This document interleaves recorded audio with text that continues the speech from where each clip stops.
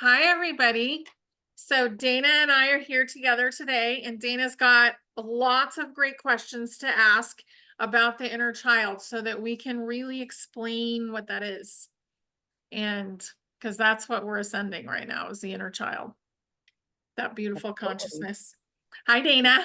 Hi, thanks for having me back. This is Thank so you for fun. coming. Yeah, thank you. I wanted to talk a little bit more about the foundations of the inner child aspects. I'm just bringing this up on my in my favorites. When when I think, for me, my hyper focus is the spirit baby, the birth, and Mhm. the actual pregnancy and all of that. But I like to find out why we're in the situation we're in. I was a kid that asked why all the time, and I'm still doing that as I grow older. I want to start out with the foundations of pregnancy and birth. And I know that recently in Healing with Honey, you did say that the inner child is profound, and it is the essence and the consciousness of the body.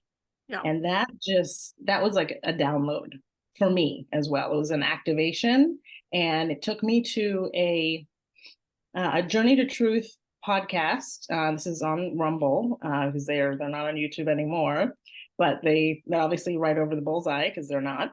And they talk Mhm. about the Agartha network, which we know that that's in Inner Earth. But I want to read something that they talked about with regards to pregnancy and childbirth, and just to juxtaposition that to where we're at right now. So basically, they spoke to a Inner Earth. Um, Her name is Sharula, and she was someone that gave an interview somehow from Inner Earth up to Mhm. us, and she basically said we have to return the process of childbirth to divine order. So women in the third dimensional bodies were only meant to bear children in the first 3 months. It was not meant to be a 9 month process. Even now, a fetus is formed in 3 months.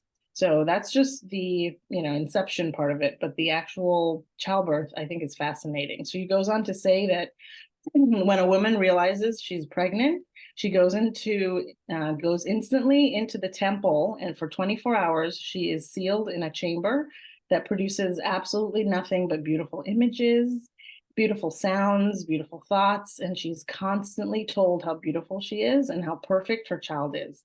So the very start of this life is impregnated in all the cells of their being with how perfect and how loved they are. And then after 3 months, she returns to a birth chamber, and a high priestess will put the mother in a slight altered state where she can feel no pain. I would consider that hypnobirthing. And she just is happy and euphoric, and all the birth takes place underwater, which Mhm. produces almost no labor pains. And the mother feels nothing but pressure, and that she's not going through any trauma at all because the mother is relaxed, and the baby goes through less physical pain. When the baby is born in the water, both parents are there to hold it. And they allow the baby to float underwater for some time until the baby itself chooses to come up to the surface and breathe. And because there is no trauma, about breathing, the baby has also learned to take complete breaths, and they don't shut it off immediately because of panic or pain, or from my perspective, being in a hospital environment that's very sterile and just being shocked. Yeah. So that's the They're spanked export, on the bottom. right? Yeah. So I think I think this goes into the inner child, and that we're imprinted at birth. So a part of healing your inner child is healing your birth story, whatever that looks Oh, like. yeah. Yeah. It's huge. So when I used to do the death of ego with people, we would go all the way back to birth sometimes Ah, mhm. and have to heal that trauma because Yeah. all the things, all the feelings that are going on inside the mom are transmitting to the baby.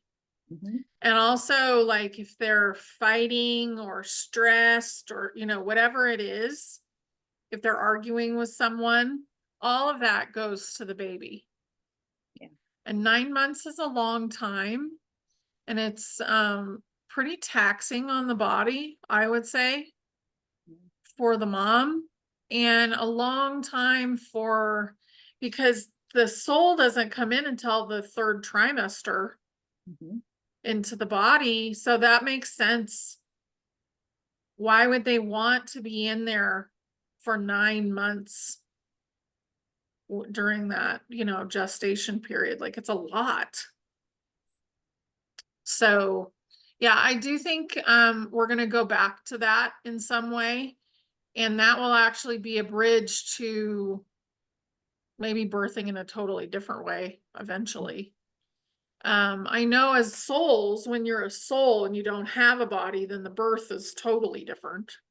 Yeah. So it's basically like you're creating a being, you know, and you have more than one person or more than one being there contributing their energy to this new being.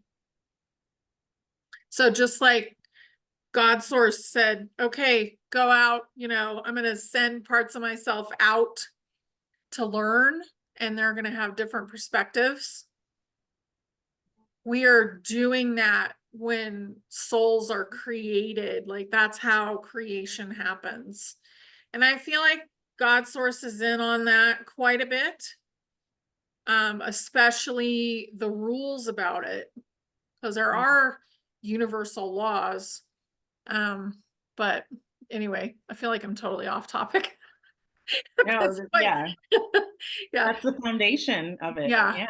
And we're keeping this on YouTube, but there are many videos that you can look at where the inception has been completely twisted. And we Yeah. want to untwist it, basically. And that's my Right. uh, humanitarian project, and many other people that I've seen throughout doing research and things like that. Mhm. But basically, just like we were talking about, releasing your birth trauma helps your inner child. So bringing that Yeah. into the mix, because I think when a lot of us think about the inner child, we think of a 5-year-old, 7-year-old, but we need to get back to like the foundation and the basics, because not only do we imprint the astrology, the human design, that's more based on the time you're born and the actual location, Mhm. but those things don't change through your entire life. So there are things also that are physical, that are emotional. Those are also stuck in the cells of the body, and that needs to be released in order to really get that inner child happy, lively, Right. content. Mhm. And a lot of inner children are curled up in the hip area.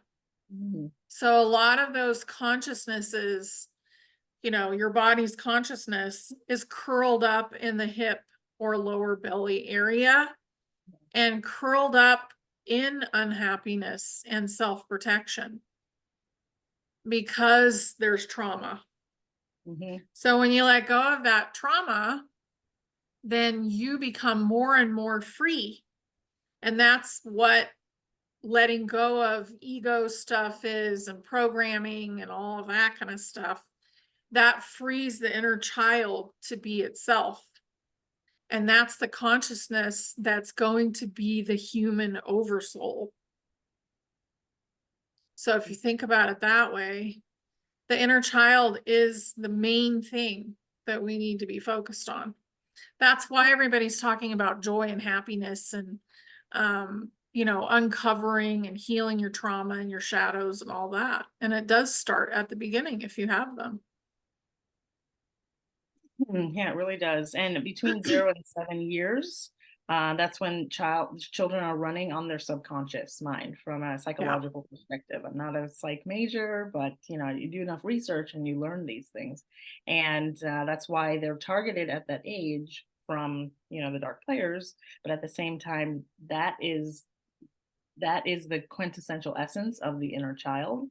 And Mhm. it kind of becomes frozen in time after, maybe not right at 7 years old, but right around that area. So that's what we're really focusing on. So the needs of the inner child, we can go into that. So Louise Hay, who I was definitely a student of hers, listening to Yeah. her books, meditations, all of her affirmations. She said that because of her, if you know Louise, her story, the creator of Hay House, she had a very traumatizing upbringing. So for her inner child, she puts her inner child in a penthouse with guard dogs and, gates, and the inner child is completely protected because of her traumatic upbringing. So what does your inner child really need? Does your inner child need to be, out in a meadow? Does it need to be, in the forest? Does it need to be free? Does it want to be protected like Louise's? For Mhm. me, I was told at a very young age that children should be seen and not heard. And so for me, I feel like that atrophied my throat chakra. So Yeah. throughout life, I had, I would get energy checks, and people would use a pendulum. Energy healers would use a pendulum. They would go through all my chakras, and right at the throat, the pendulum wouldn't swing. And I knew I needed to heal that. That's a part of, Mhm. so going into this type of work where I'm, talking and vocalizing and expressing myself, this is what I needed to heal that. Yeah. Yeah. Yeah, and I feel like a lot of people, probably, 90% of people have been blocked at the throat chakra. Mhm. So that's a huge one to heal. And there's trauma there that people don't even remember. You could have been 2 years old. Another one that's really like kind of focused on men is boys don't cry, Mm, you mhm, know, and that got told to a lot of little boys, or man up, or, mhm, things like that. And that's actually very damaging because then they hold their feelings their whole lifetime instead of releasing them. Whereas girls are seen as they've been seen as crazy because they're releasing their emotions.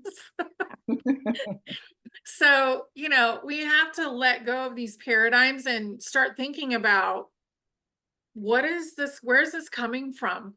Because the subconscious is 90% of your daily life. Most of the things are run off your programs.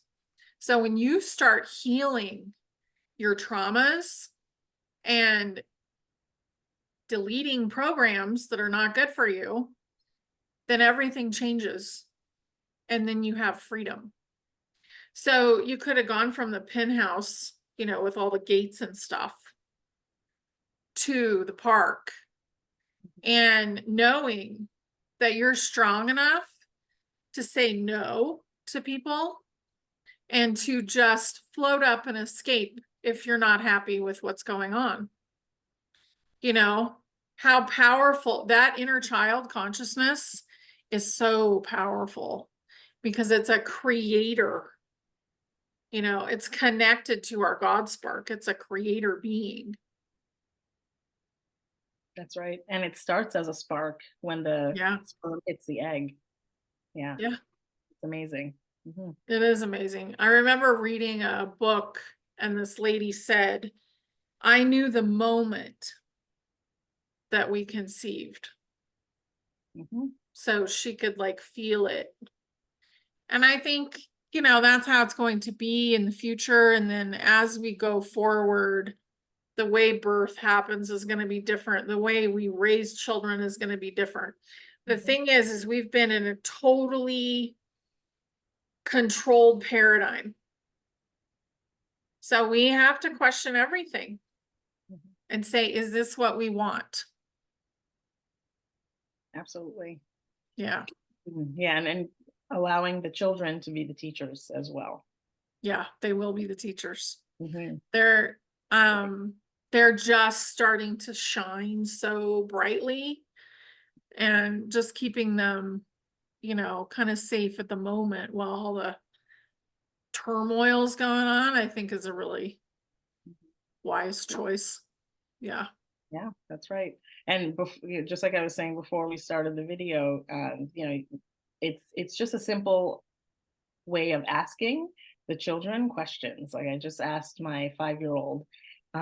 He started looking at my belly and saying, "I remember being in your belly." I'm like, "Okay, what color was it in my belly?" And he said, "Red."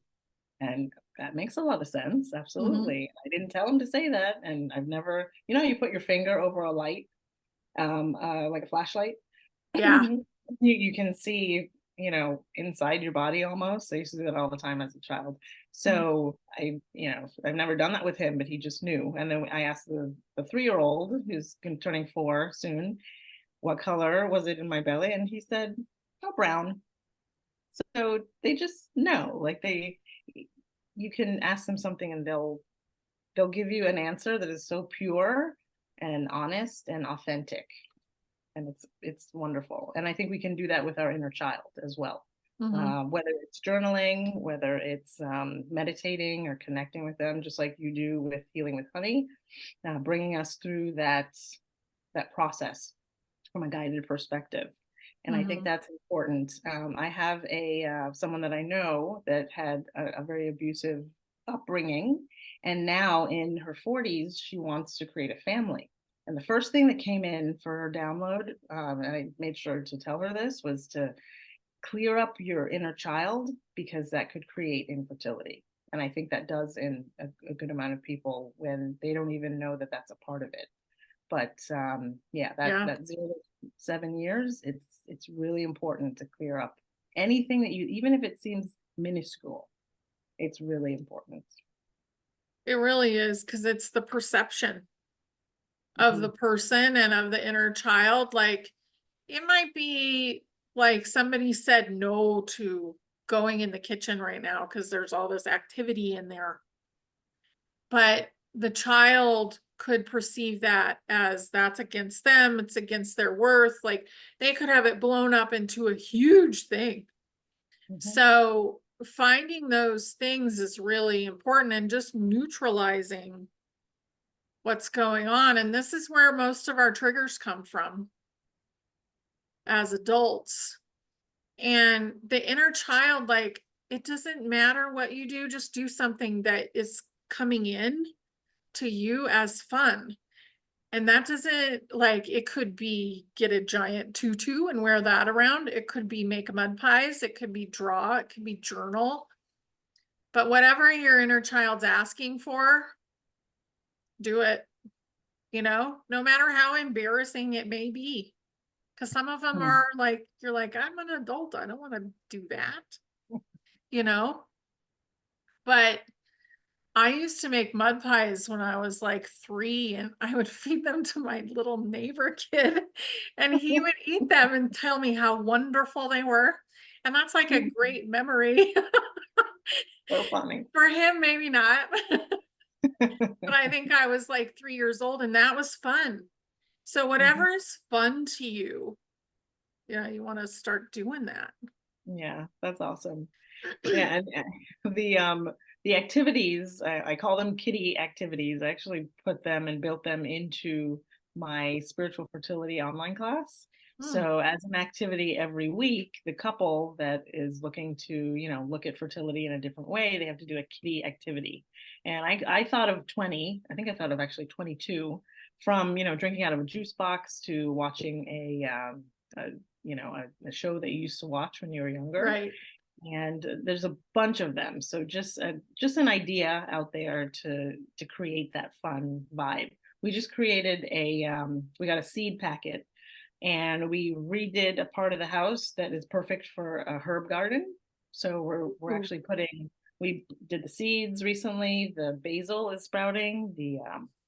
The greens are sprouting, and that's an activity if you have the means to create a garden. That's something, and kids love to see those seeds blossom. So Yeah. anything can be an activity. Yeah. Hmm. Or to just be outside. Hmm. Like, maybe your inner child wants to just be outside. So go, as soon as it's warm enough, go outside and just lay in the grass, Hmm. or play on the jungle gym with the kids. Yeah. You know, you don't have to go and fit on this super tiny slide, but do stuff, Right. whatever it is. Yeah. I think that's what we're missing, is we didn't nourish that inner child, and it got squished. Hmm. So then it just balled itself up and hid, for its Yeah. own safety. So that's what we're doing, is we're allowing it to blossom again. That's right. And giving it a voice, Yeah. basically, and yeah, animating it on a level. I remember when I was probably 6 or 7, I just remember doing something silly and not knowing why. And then it must have been my higher self telling me, remember why you do silly things, because you're going to need that when you're a parent. And, as a 6 or 7 year old, it made sense to me, but it was like, all right, I'll remember it. But Yeah. now as a parent, I get it. Like when the Mhm. kids want to jump off the couch or the couch arm, not just the couch where you sit, the actual arm part, which is much higher. They just want to do it. And we need to remember that and not, chastise them. We want them to be safe, but we also want them to learn from their mistakes, basically. Right. Whether it's a mistake or not. Sometimes it's not a mistake and they feel like they're flying because they just jumped off the couch. Hmm. And that's just one of many, activities and examples that I can bring up. Yeah. Well, they might have had a lifetime where they were flying last time, you That's know? right. So just get them to put the cushions on the floor so they can bounce. Right. Yeah. And then the floor Yeah. becomes lava and it's like a whole Hmm. new game. It's so fun. It's Yeah. so good. Mhm. I feel like they're going to be the ones that teach us in the future, and really sitting down with them and sitting down where they're opposite you, not where you're looking down at them, and asking them questions about what it is that they want. That will also help your inner child know what it wants. Because there's a little bit of atrophy there sometimes too, Yeah. from fear Mhm. with the inner children. Yeah, and it just needs to blossom and be watered and Yeah. nourished on its own. Hmm. Yeah. But don't be afraid to go deep, because for me, I really needed to, figure out what's happening, whether it's my client or myself or my children or my husband.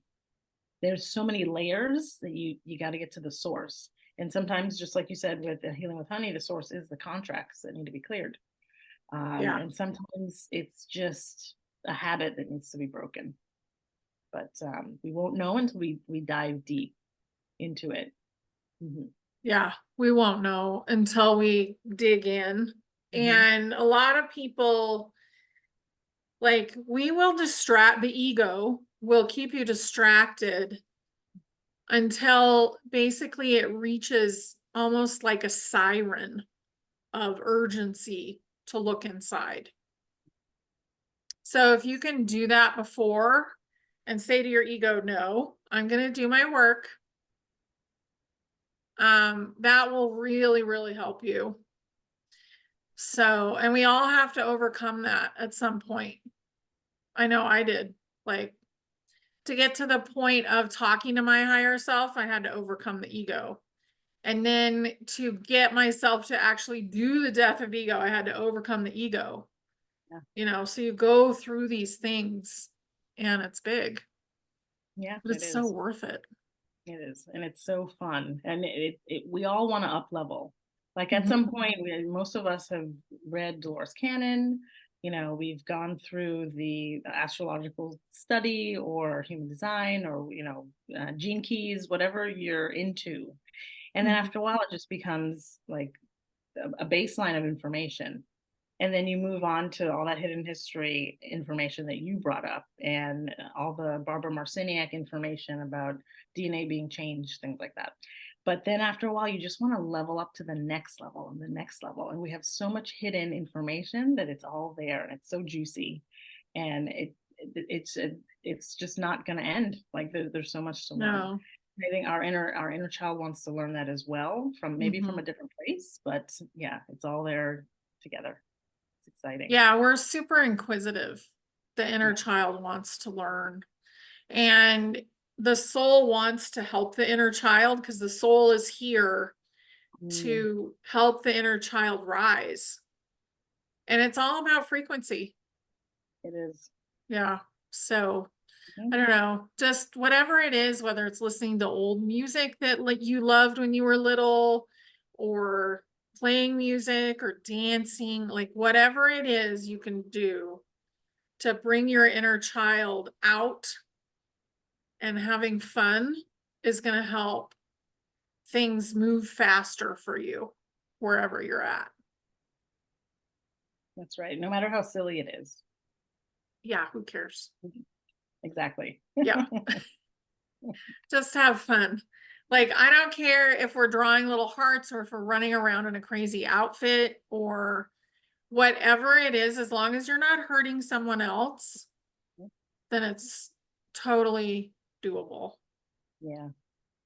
Yeah. Yeah, and I wanted to bring this up as well, just to, wrap this up. But The Divine Design, this is a book by Lori Ladd, Oh, and yeah. some of you probably have heard of her, but she talks about aging. And aging is so manipulated, basically. Mm-hmm. When I was around 26 years old, I had my own place, and I was, doing my own thing. And then for whatever reason, I had my higher self, which now I can name it, but back then it was just a thought in my head that said, okay, what age do you want to stop aging, Dayna? I was like, what do you mean? It was just, I had this conversation with myself. I'm like, I guess 26. And it said, that's a good year. You're old enough to go out and go to the bars, or, back then that's what I was doing. Right. But you're old enough to, rent a car and do all this fun stuff. And so, okay, 26. And I was like, okay, I guess I'll just stop aging at 26. Not that I stopped aging. I mean, I have the gray hairs and all that stuff, but now that I'm in my 40s, but then I read this from Lori Ladd's book, and I just want to talk about it because it's fascinating, and this is why I did what I did that day.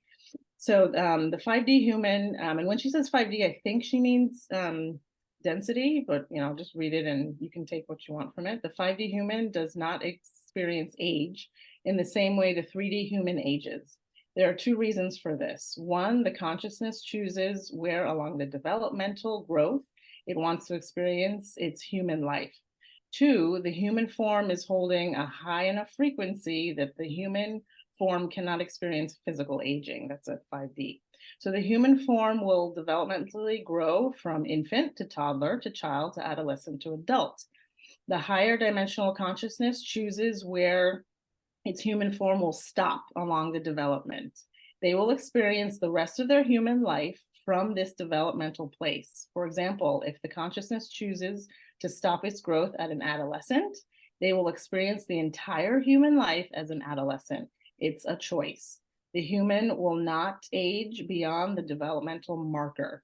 Now, this can seem challenging to comprehend, but once presented with the choice, most 5D humans choose to stop their growth between 25 and 45-year marks. And they have fully developed into the human form. It's a very comfortable age to navigate the 5D field. But again, it's a choice that the higher dimensional consciousness makes. So the 5D human form is also holding a high enough frequency light that it won't allow the deterioration of the physical form. It's impossible for the human body to age, get sick, or hold illness. Illness and disease are consciousnesses that that cannot exist in the 5D form. So the body is holding too much light to allow it to enter. The light also provides the body with enough oxygen and life force that the blood cells and DNA are never deteriorating. The 5D body is able to stay young. So I just love that. And, we are always young. And that's where we've been, and that's where we're headed. And all of this hidden information, it has to come out. I just love it. Yeah, it will. And as our bodies, like they're pretty much done changing. It's only the brain that's still catching up. And the brain eventually will tell us, oh yeah, my body's changed. I can go ahead and anti-age to the place where I want to be. And then just pause. But I think the thing that came in as you were reading that is there's certain things that we need to be still like active, like the telomeres. There are certain things in the body that they altered so that the nutrient came from the outside versus from the inside. So that's how they created the aging. So that's pretty interesting. And one of the things that they did, I don't know, back in the 70s, maybe, they started it, but is switching out the copper. Hmm. So copper is really important for our bodies, and taking that away as a pipe, Yeah. that's in your house, Mhm. that's pretty stinky. Yeah. So like for now, what I would do is like filter and maybe get a copper cup and try and drink at least 1 glass of water out of your copper cup every day. Mhm. Stuff like that. Yeah, there's just so much we can do, but most of it's here at this point. Right. Yep. And clearing out the mental. I've been on and off with a Ferguson, it's Ferguson Plumbing Supply. So they sell copper. So I just, on my desk, I have this because Oh I work yeah. at a plumbing supply company. It's been a very interesting, but they have moved from copper piping to PEX pipe, which is basically plastic pipe. Yeah. And that is not allowing the water to hold its form, basically. It's So, structure. Yeah. yeah. hmm I'm Yep. glad you brought that up. hmm And you can, I show these a lot, but the tensor ring, you can put multiple of these around the water and it will restructure the water. And I would drink out of glass, Mm-hmm. glass or metal. Mm-hmm. I wouldn't drink out of plastic if you can avoid it. Yeah. Even though those shaker bottles are really enticing, like sometimes I will just blend something or put it in a shaker bottle and then get it out, you know. Mm-hmm. But structure is important. Yep. And then blessing the water and all the things that we are Yes. working on. Yeah. Yeah. And you can do that with your food too. Fix your Mm-hmm. food. Say you're at a place that's not the best, some restaurant, and you're like, ooh, these greasy fries are maybe not the best for me. And you can basically transmute the energy there. Yep. It's So good true. stuff. Yay. Thank you, Dana. This has been so much fun. Yeah. Awesome. Always I fun. Thank appreciate you, it. honey. Yeah. I appreciate it too. Thank you. Bye, everybody. Bye.